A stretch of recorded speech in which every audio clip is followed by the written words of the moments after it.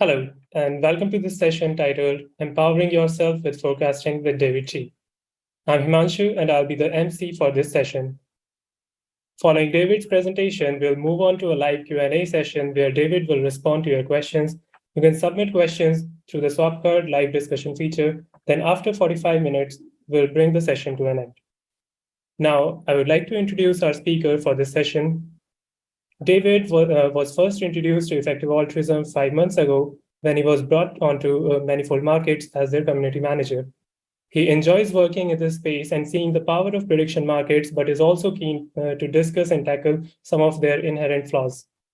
David previously worked as a Twitch partner streamer and a semi-pro strategy gamer on the side. Now, let's welcome David.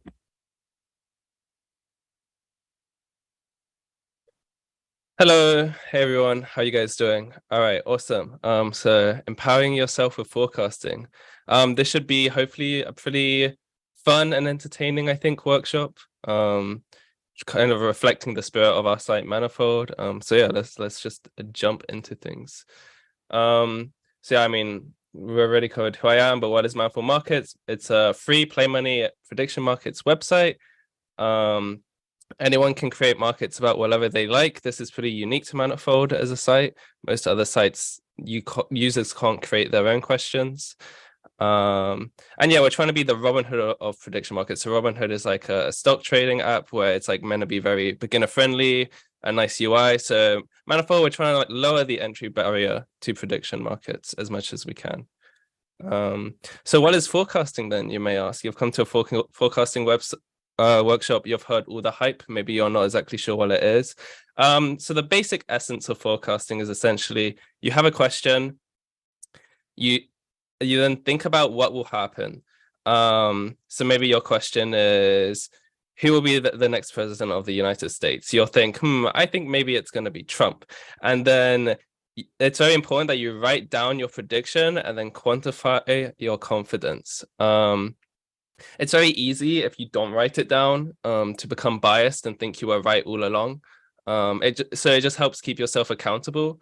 And also just the act of writing something down makes you just think a little bit more about it, I think, than if you're just, I'm just going to think about it in my head. And you don't necessarily commit to an answer or decision if you're just thinking about it in your head. Whereas if you have to write something down, you have to commit to a specific decision. And then what do I mean by quantifying your confidence? We'll go into it more detail later, but you're basically assigning sort of like a percentage of like how correct you think you will be. So maybe you're like, I'm not very sure. So I'm like, I think like there's only a 10% chance my prediction is correct. So there's the prediction itself, and then there's how likely you think you are to be right. And this can be useful to sort of improve your forecasting ability and calibrating yourself, which we'll get to in a bit more detail later. So then what are the types of forecasting? Because there's a few different types. So the first one is sort of like, I've called it personal journal, but really what this just means like anywhere where you write down like your thoughts somewhere. So this could be like, it could be in like an actual like journal diary. It could be like a lot of Substack writers, they like writing predictions down in their newsletters to share with their audience, which they then revisit later on. So yeah, there's just these like written, thought out predictions people make. Then there's prediction markets. So for example, Manifold, we have a prediction market. This is what our site looks like. This is an example of a prediction market. So you can see it's, will Elon Musk buy Twitter this year? You have the market that moves. You can see the probability changing.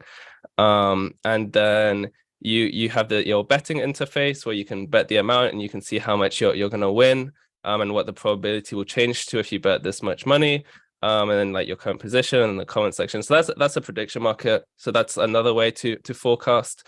And then there is polls, which is the more traditional sort of forecasting method where people will like answer a survey and get polled. And then there's betting, which I guess it's kind of forecasting, not really, but like sports betting, like what people think of as gambling. That in a way is a type of forecasting, and there's a lot of similarities. Okay, so great. Now let's talk about the use cases of prediction markets. So what we're really going to be focusing on in today's talk is how you can use prediction markets, how you can how you can improve your ability to forecast and calibrate yourself in a way that you sort of know how good you are at forecasting, and you are like you do improve your forecasting abilities. And then the other things that prediction markets. So prediction markets, the reason they're useful for personal calibration is by using and practicing prediction markets, you sort of help teach yourself how to forecast, as opposed to if you're just like journaling, you're not necessarily gonna teach yourself how to forecast well, or like really get a grasp of how well you're forecasting. Then the other things that prediction markets are nice for is they can provide actionable data, so you can make informed decisions. We hope that manifold markets is a new and faster way to stay up to date with current news and events. Like stock markets, for example, are known to be very, very like a lot of people regard stock markets as like the fastest way to get like new news about like an investment, right? Like the stocks often like changes before the actual event occurs itself. So we're hoping like prediction markets similarly act in such a way. And then the final thing is that they're fun. They can be a lot of fun to like use prediction markets. There's a lot of similarity with like betting. So if you enjoy sort of like betting, prediction markets can sort of be like a fun, exciting way to do that. Speaking of fun, oh, actually, no, wait one sec. That comes later. Hold on, I'm getting ahead of myself. So then, yeah, what types of questions can you ask? So yeah, we mentioned like news and current events is one thing.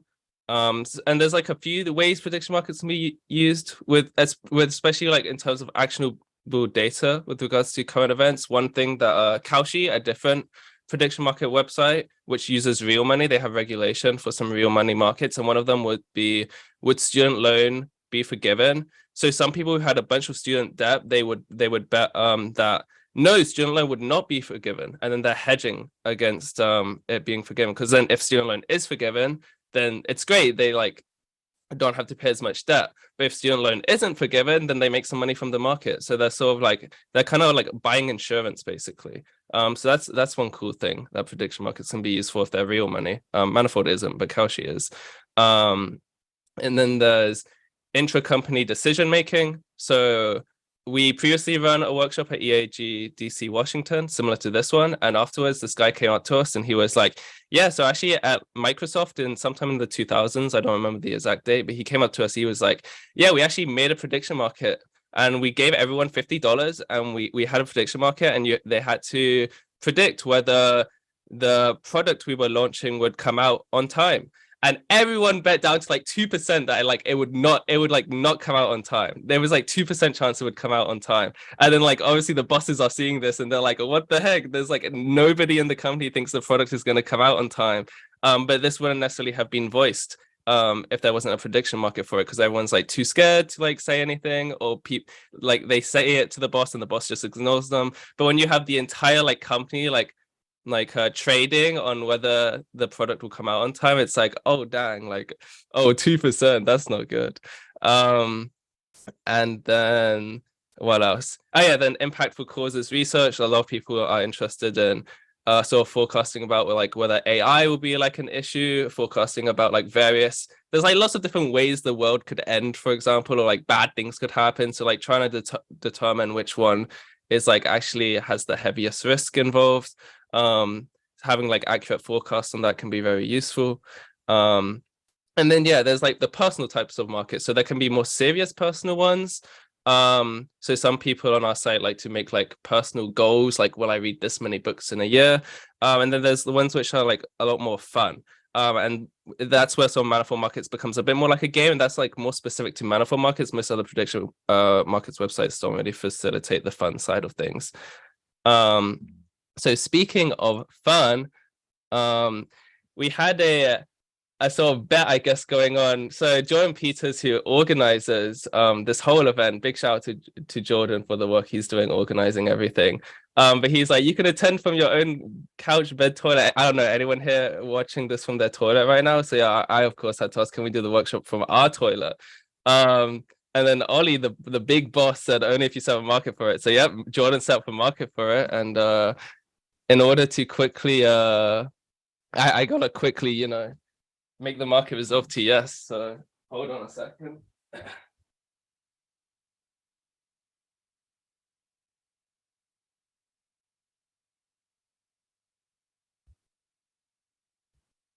Oh, it seems like the thing died. So maybe the market. Oh, wait, it's back. Here we go.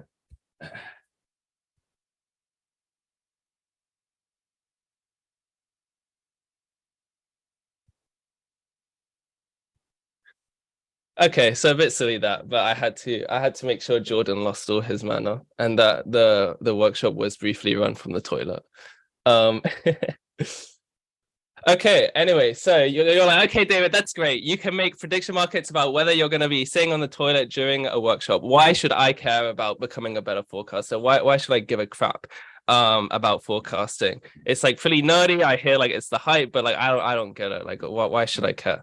Um so yeah, the first thing to mention is forecasting is a skill that takes time to develop. So you actually do have to have some conviction to improving yourself as a forecaster. So hopefully today I'll first convince you why you want to care, and then I'll actually like teach you a little bit how to improve yourself as a forecaster.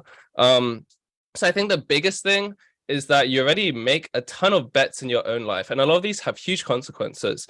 A lot of the times you don't actually think about all these decisions you're making, or you think about the decision a bit itself, but you don't necessarily sort of like think of the implications of like the bet slash prediction you're making. This could be like on yourself, on your own ability. You could bet like, oh yeah, I'm really smart, so I'm gonna like succeed at this, right? But maybe you're overestimating your own ability. It could be like you're putting trust slash faith in like a friend, some other third party. You could be sort of like putting trust in like a certain set of a certain set of conditions happening. So you're like, oh yeah, student loan's gonna be forgiven, so I don't need to care about like this debt. This debt isn't real because student loan's gonna be forgiven, right? So there's a lot of like bets you make in your own lives. Some of them like you probably do recognize, but I bet a lot of the time you don't actually recognize that you're sort of making essentially what are bets. You're putting like a lot of money and a lot of like your well-being potentially, and like things you're not really thinking too much about. So yeah, so a task that would be good for people. So I would encourage people to write it in chat. That way other people can see what other people are thinking of. So everyone writes in chat like some bets you have sort of like recently made, maybe without realizing, and maybe like you can think of them now. So for example, for me, a sort of more fun one that doesn't really have serious consequences was traffic will be fine. So I have the extra time to like watch YouTube videos first. Now I'm terrible at judging the time. So if I was making like prediction markets on like how well will I be on time, it's always gonna be like it's gonna be a disaster. So I'm pretty bad at that. But then you can see how like, you're kind of making a bet here, right? Because you're betting traffic will be fine. So you're leaving a little bit later as a result of that. But obviously, like maybe if it's a really important meeting you're late, it's going to be like pretty catastrophic to be late. So that's kind of like a small bet you may make. A bigger one you make that I had to make recently when I joined Manifold was will Manifold succeed? I had the option to take like cash salary or some equity. How much equity should I take? How much cash should I take? To answer this question, I kind of need to be able to forecast like what's the chance of like the company like succeeding and reaching an exit point. So yeah, that's how like forecasting can be helpful there. So let's see. Let me look through chat recently. Yeah, so if you guys would like to write down some sort of bets you may have sort of made recently in chat, that would be great. I'll leave a couple minutes for people to just think about that and write down some they may have. I'm scrolling up the chat and seeing everyone laughing at the cheeky toilet interlude. um,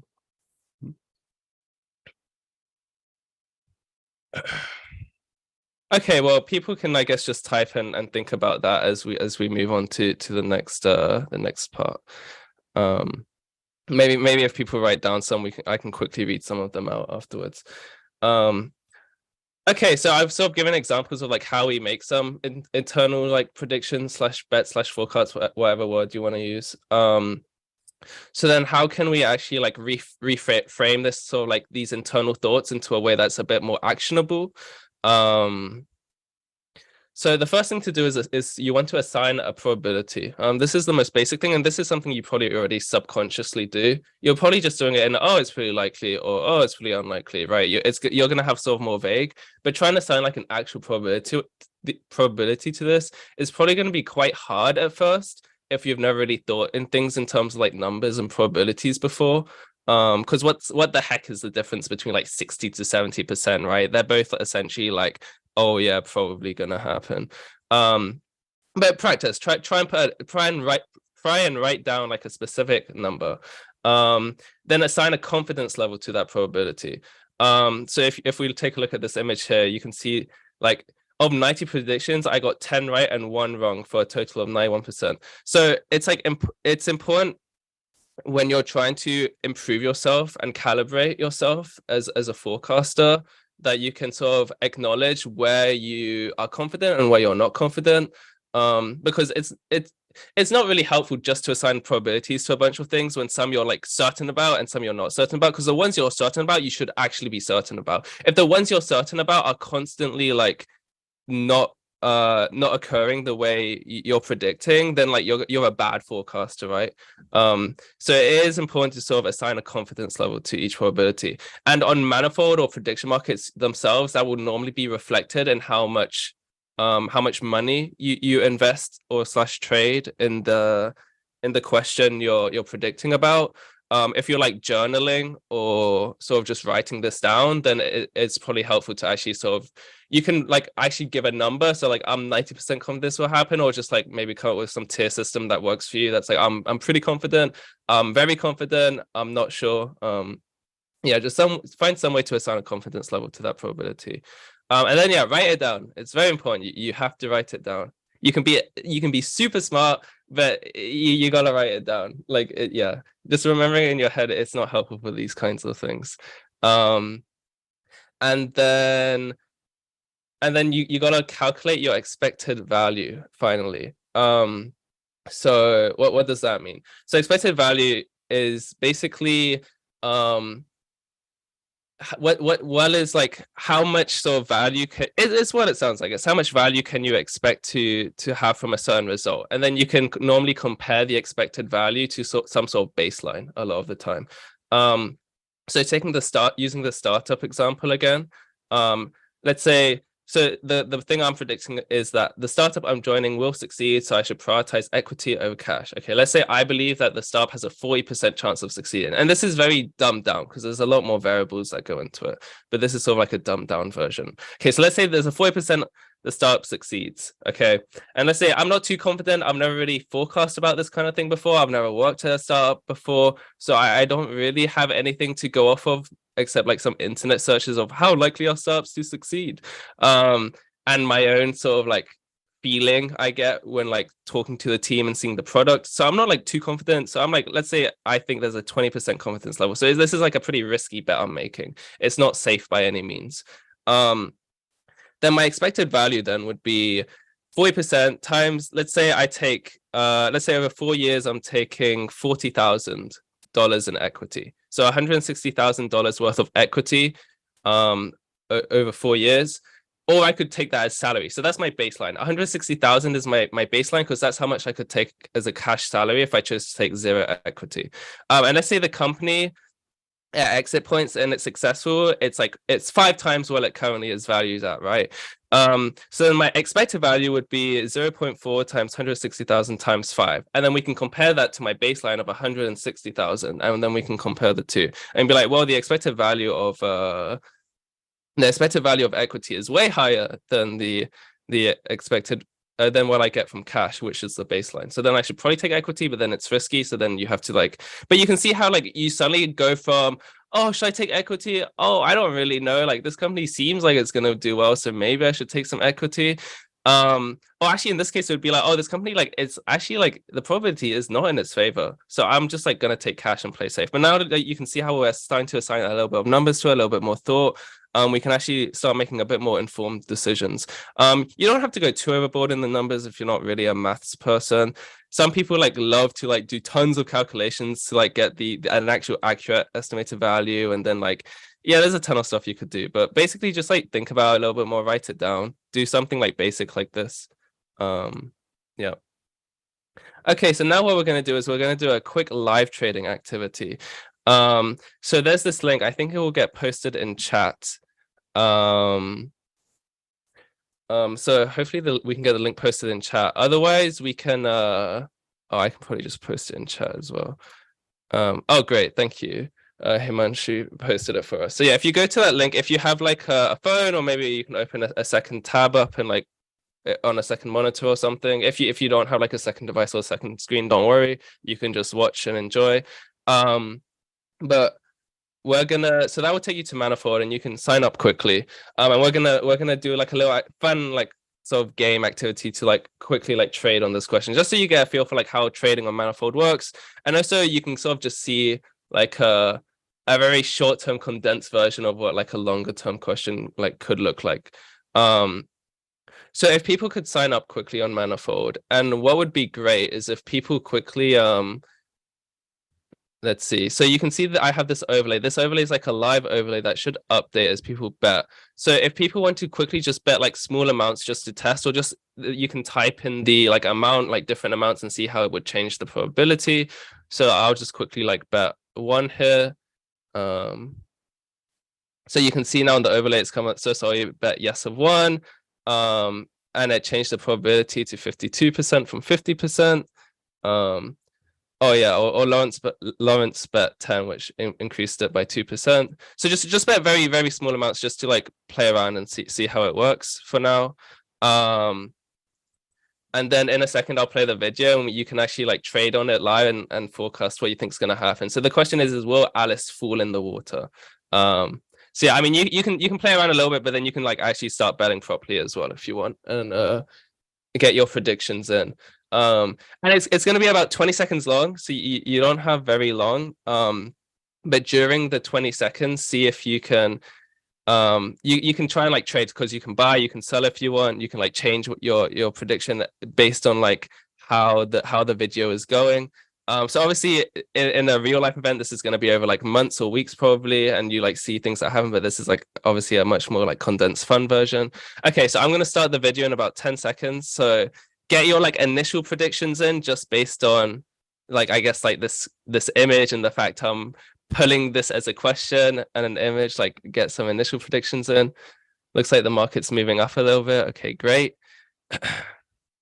Okay, I'm going to start the video. It's about 20 seconds long, and then I'm going to immediately resolve it. So be ready. You're going to have to be quite fast. All right. I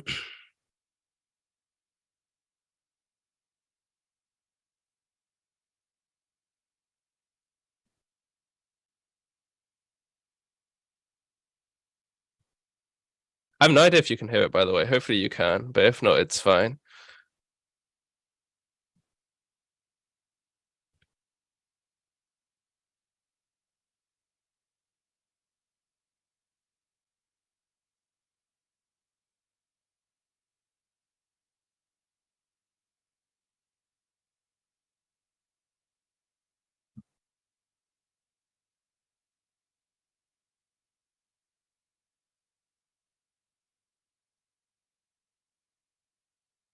Okay, so she did not fall in the water. One of the sailor boys did instead. But yeah, so I resolved the market no now.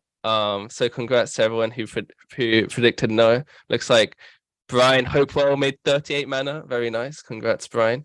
All right, okay. So you can see, you get like little idea of how it works. But obviously, like this is just a fun and silly thing. But honestly, this is like a real use of our website. Like our users love like making like markets on like, will like I be dating someone like soon, or like will I like, or like people will set up like markets with their friends. So that's the great thing about Manifold. You can like sort of learn how to forecast in a way that's like very fun and a bit more sort of like bet like compared to like other sites. Oh, we don't need to watch this again. All right, cool. So let's move on then to the next thing. So okay, so that's cool. I've learned now how to trade a little bit and forecast. So what if I want to ask my own questions? How do I come up with like a good question? Whether this is a question that you actually like post on like a website like Manifold, or whether maybe this is just an question you write for your own like personal use. So there's two ways that are really good for learning. Which these are like generally good tips, but I just want to emphasize them because I feel like they're super applicable when it comes to forecasting and asking good questions. So the first thing is just to like try making markets on Manifold. The thing that's great about Manifold is like there's a comment section and people are quite active. So if you create a market that's like bad, then people will like come in and be like, this market doesn't make sense. Like there's not clear resolution criteria. Like, what about this? Have you considered this? So that's one good way to learn. It's just by like try experimenting, making lots of markets for yourself on Manifold. And then the other thing to do is just exposure. The more you trade and act as sort of like a predictor and trader on lots of markets, you'll just see a ton of markets. You'll see like what works well, what doesn't, and then that way you'll sort of have an idea. Okay, this works well for other people. This is how I should like phrase my own questions. That's really it. You just have to sort of like try and get hands on with things, really.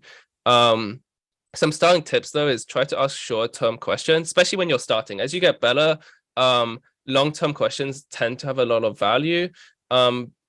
But they're not very good for actually teaching yourself how to forecast, because then you have to wait for like years to like get an answer, right? You're like, oh, like, will I be rich by the age of 60, right? Like, how is that gonna help you? If you're like, yes, I will be rich, like you're not gonna learn like if you're a good forecaster from that, right? So it's good to ask like weeks to like months long questions to get started with. And then the other thing is specific versus vague resolution criteria. I'll talk about this a little bit more later, because actually vague resolution criteria can sometimes be beneficial. But to start off with, you really should try and make your resolution criteria as specific as possible. So yeah, will AGI pose an imminent threat to humanity in 2040? Let's say this is like the question you want answered, right? This is quite vague. Like, what does imminent mean? What does threats mean? What even is an AGI? Like, people don't necessarily agree on like what an AGI is. There's like this very vague, right? There's a lot of like holes you can pick in this. So you want something that's much more specific. So you could like an example could be, I don't know, I'm not like super heavy in AGI myself, but like a more specific one would be like will like maybe like you don't actually care about threat in terms of like extinction, but maybe you care, maybe to you threat means like, oh, everyone's going to have no jobs because AGI is going to do everything. So maybe the specific question you want answered then is will it be reported in X news website that 70% of people will be unemployed or like replaced by like AGI? So it's something just like a little bit more specific that like is like is what you care about. And then the final thing is make sure you actually like state the resolution date if applicable. Sometimes you have open-ended questions like that there isn't necessarily going to be a specific date because it happens when it happens and then the market resolves when it happens. But sometimes things have a specific date, and it's just good to like mention that for your own reference or for other people's reference if it is on a prediction market website. So yeah, all right. And then yeah, let's briefly, to finish things off, let's briefly touch off on some of the weaknesses of prediction markets. Because like I said, there's like personal journaling, there's polls. So prediction markets are great. I personally like love prediction markets, right? And that's why I work for a prediction market website. And I think they're very powerful. And personally slightly biased, but I think they're better than like polls and the other forecasting tools I've mentioned. But prediction markets, they still have some weaknesses. So for calibration, they can sometimes have long feedback loops, which is unhelpful. You don't get instant like feedback on like how good you are as a forecaster. So if you're only trading on short-term questions, it can still be like relatively quick. But yeah, it's not always the fastest. And then the other thing is like if I go to prediction market and I see there's like a 60 and 65%, like I don't know like what does 60 and 65% means, right? Like I don't know, like 5% difference like can be very significant, right? Like if you're calculating your expected value on something, like a 5% difference can make like a huge difference in what the expected value is going to be. But like on a personal level, like what's the difference between 5%? I don't know. Like most people don't think in terms of like 5% differences, right? They think like likely, like definitely gonna happen, very likely, not sure, like unlikely, like definitely not going to happen, right? Like they sort of think is probably more like in terms of like 25% intervals. So that can be kind of like a thing that's bad about using prediction markets. It's like a personal calibration tool. And then weaknesses with regards to actually like prediction markets reflecting the truth and like providing an accurate, reliable probability. They can be a little bit unreliable for apocalyptic events or outcomes where money is worthless. If the incentive of trading on a market is to make money, then like why would you ever bet that yes, the world is going to end, right? There's no incentive there. So yeah, you start getting a little bit of misalignment between like trading for profit and like what you actually believe. And so this can be mitigated a little bit by like creating markets for like catalysts as opposed to like the actual end event itself. So you make a market instead of like making a market on like or AGI end the world, you can like maybe make a market on like a certain like progression milestone of AGI or like AI or something. And also at least with play money or manifold, people don't mind spending a little bit to trade more truthfully, because you're not quite as money incentivized.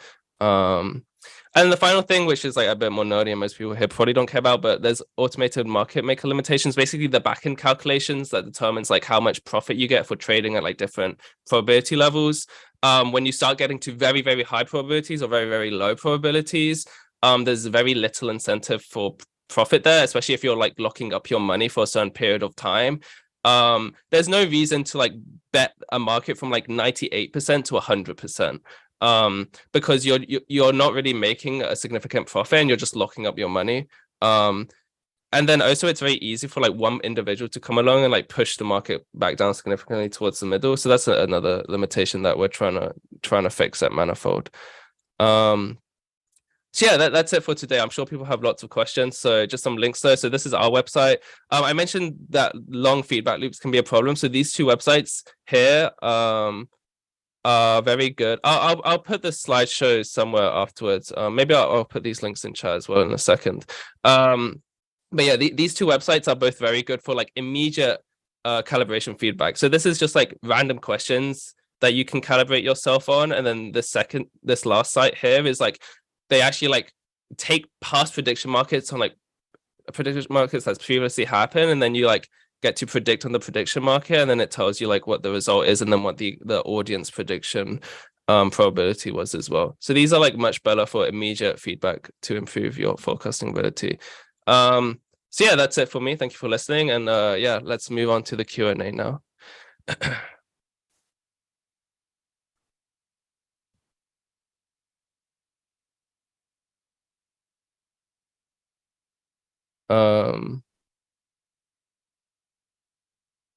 Hi, hi again. Thank you for that amazing session, David. And now let's move on to the questions. We have around 4-5 questions on Swapcard. So let me start with the first question. So Manu here asks, what is the risk of outcomes being wrong because people act on the result of the market? So, for example, someone runs a workshop from the toilet just because the market says that they won't. Oh yeah. I think there's definitely like there is some ethical concerns about this. Our users like jokingly refer to them as assassination markets sometimes. Like, oh yeah, if you just go assassinate this person, then the market's gonna resolve like in a certain way.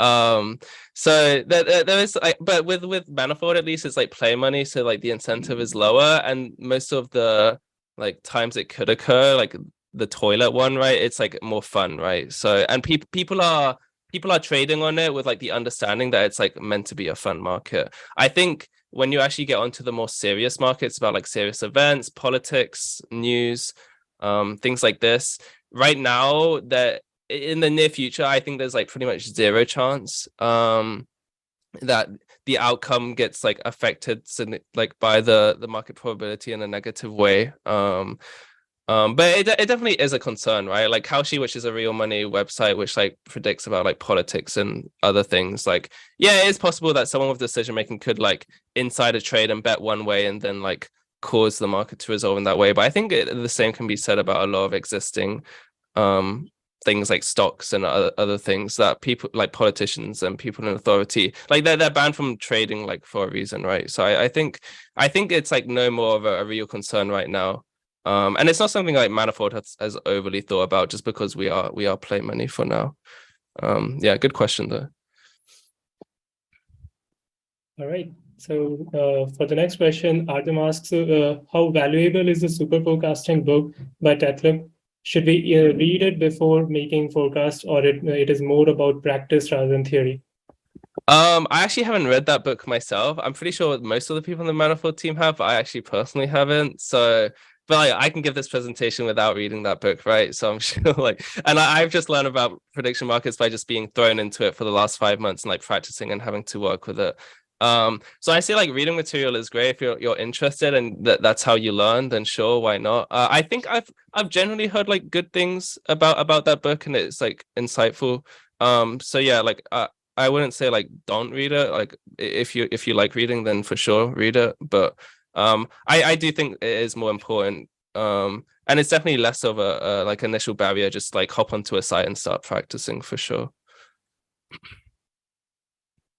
I agree. Yeah, super forecasting is a great book, but yeah, I think practice is more important. Okay, so next question is coming from Max. Max asks, conditional forecasts have seemed to me like one of the more powerful use cases of prediction markets. For example, what will the child poverty rate be if the child tax credit gets or doesn't get extended? Or a question like, what will my net worth be in 5 years if I do or do not accept job X? But I rarely see, Max rarely sees these in prediction markets. What do you think explains the rarity of conditional forecasts? This is a really interesting question. It's definitely something we've thought about a lot at Manifold, actually.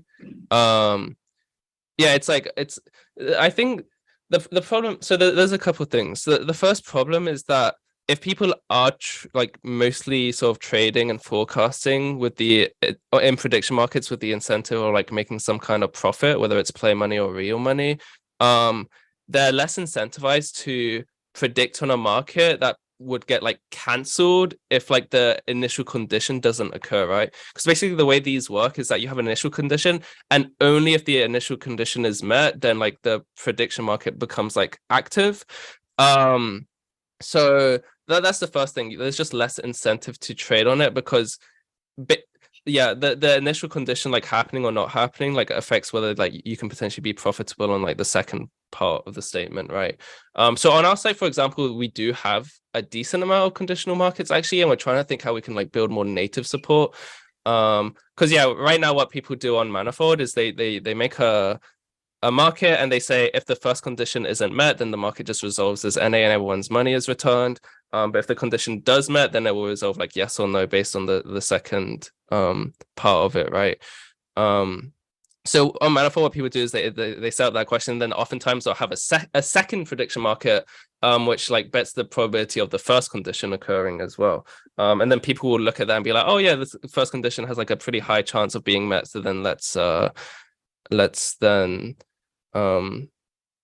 forecast on like the conditional market itself. So I think that's like what makes it rare. And this is just a bit more complicated and confusing as well, right? I think like a lot of people they haven't like quite got to like they haven't leveled up yet to be at that level of forecasting because it's a little bit more complex. So yeah, I think that's the main reason why we don't see it. I think the most actionable conditional markets are actually ones that are more personal or that you have the ability to control the outcome of the first condition. So for example, on Manifold, we'll be like, if we implement this feature, will we have like see this increase in growth? So then like based on like the prediction, we can actually like control the first condition, right? So I think that's when they become more actionable and more useful. So yeah, it's something that we are trying to look for support. So I'm curious if anyone else has like more ideas on like how to support conditional markets better, then I am all ears. Yeah. All right, so moving on to the next question, it's coming from Luca. He asked that isn't confidence on probability equivalent to probability of probability?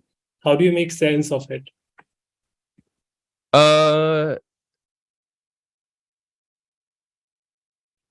Yeah, basically. Yeah, basically the probability of probability is the same as confidence and probability. I think it's just like yeah, I think just saying probability and probability is like confusing, right? So saying confidence and probability is just like an easier way for people to understand it. Yeah, I don't know. Feel free to type in chat, Luca, if I didn't answer your question. That's not exactly what you were asking, and I can follow up. But yeah, they are the same thing.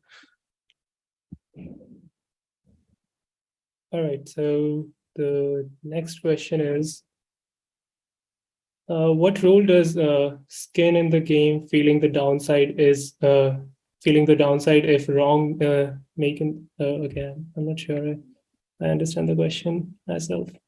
Feeling the downside if wrong, making the prediction game. I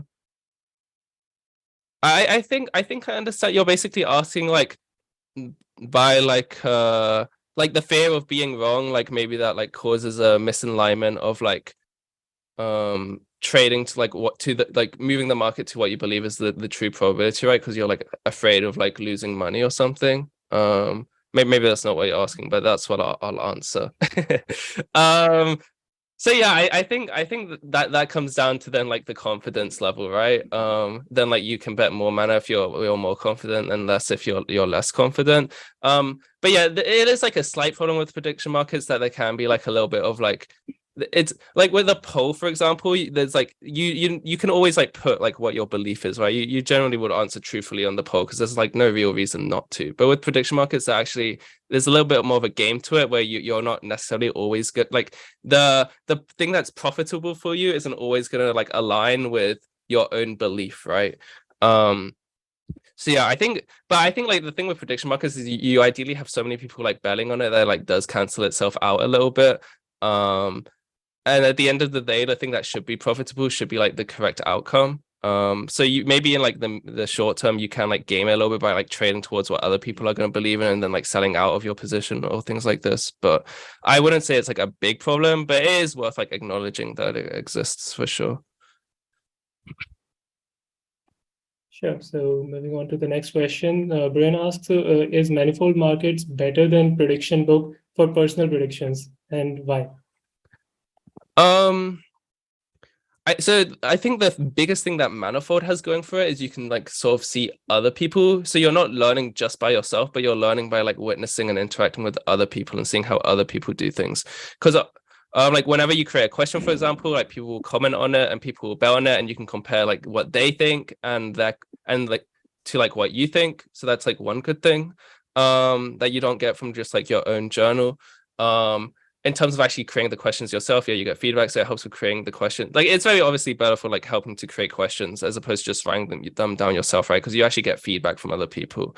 But then yeah, in terms of actually like forecasting, like you can go to another user's profile and you can see all of their trades. You can like maybe they'll comment on why they trade. So you're not just learning from like yourself and your own calibration, but you're also learning from others, which I think is a very powerful thing that manifold markets has going for it. All right, so the next question is again for manifold markets, and it says that, is the homepage customizable?